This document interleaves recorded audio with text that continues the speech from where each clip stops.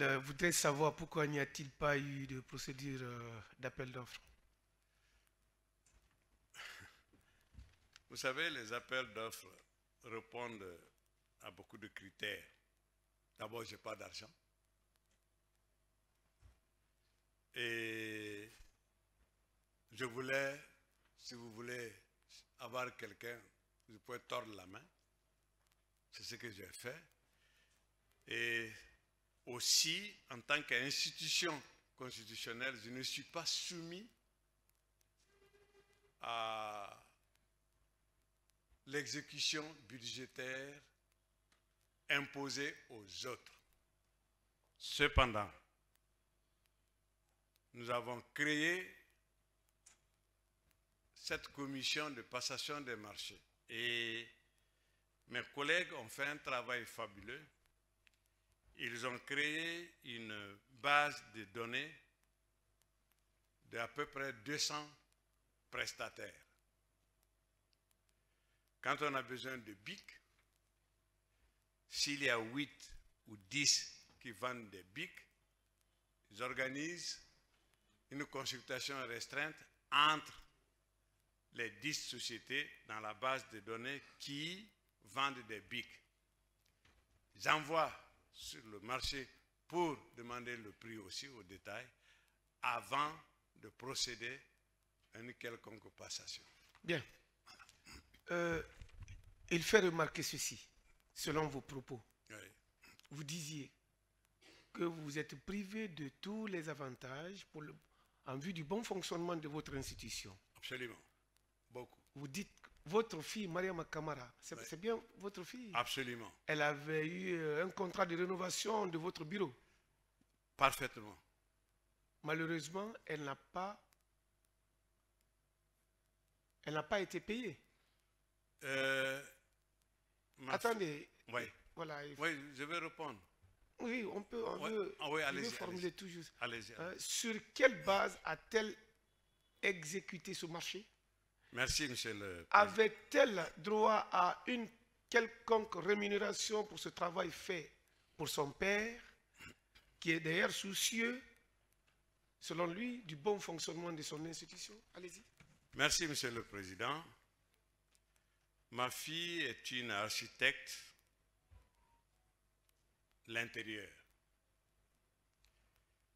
qui travaille presque pas en Guinée, qui est toujours entre 2 avions pour Dubaï, pour le Qatar, pour l'Italie, pour la Turquie et même la Grèce. Quand j'ai été élu, il m'a dit, papa, je vais t'offrir un bureau. Il sera le plus beau bureau de Conakry. J'ai besoin de 60 jours. Mais je t'interdis de venir y voir. Jusqu'au jour où je te remettrai la clé.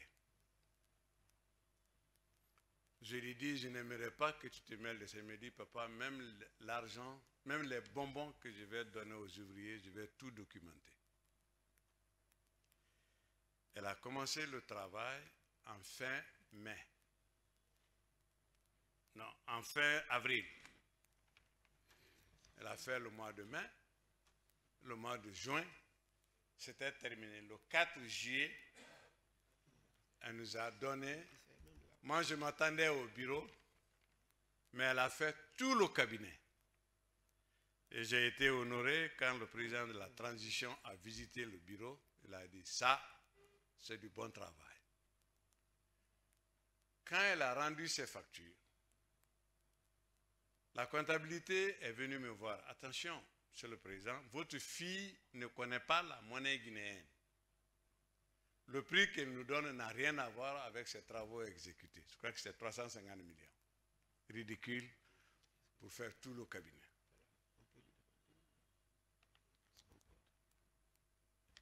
Elle a installé, en plus de cette rénovation du cabinet, elle a installé des onduleurs avec une autonomie énergétique de 6 heures en cas de coupure totale de courant.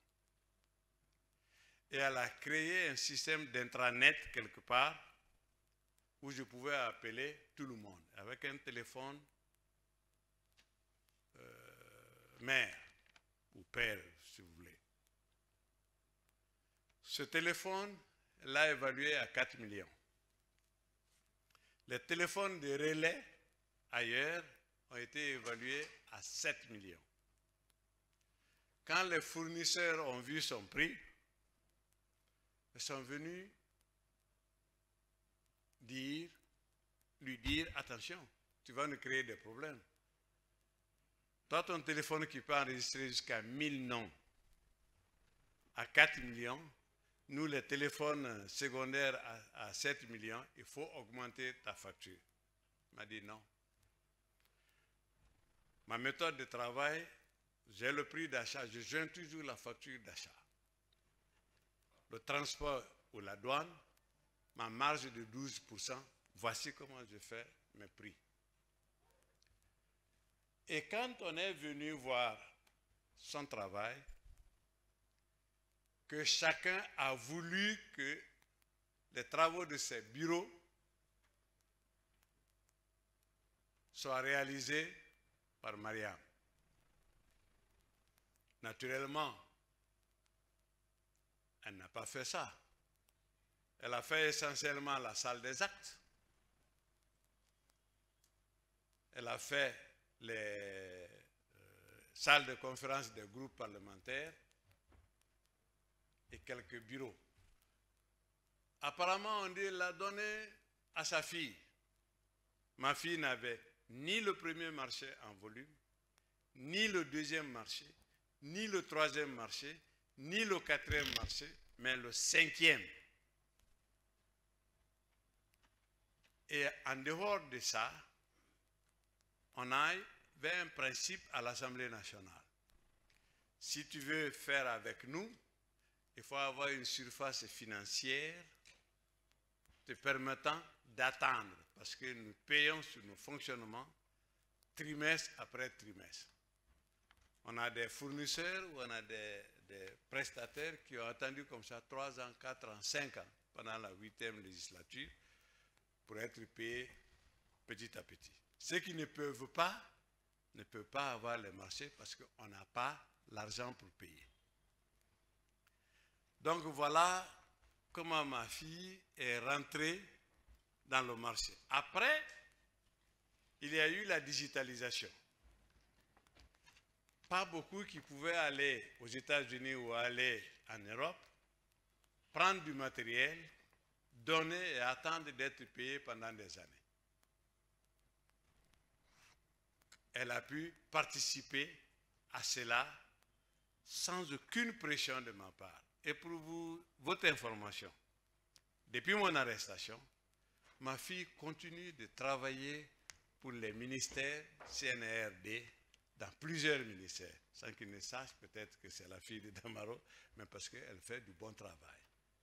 Elle n'est pas juste la peinture, mais ce talent est reconnu dans des pays aussi concurrentiels que Dubaï ou le Qatar ou l'Italie ou la Turquie.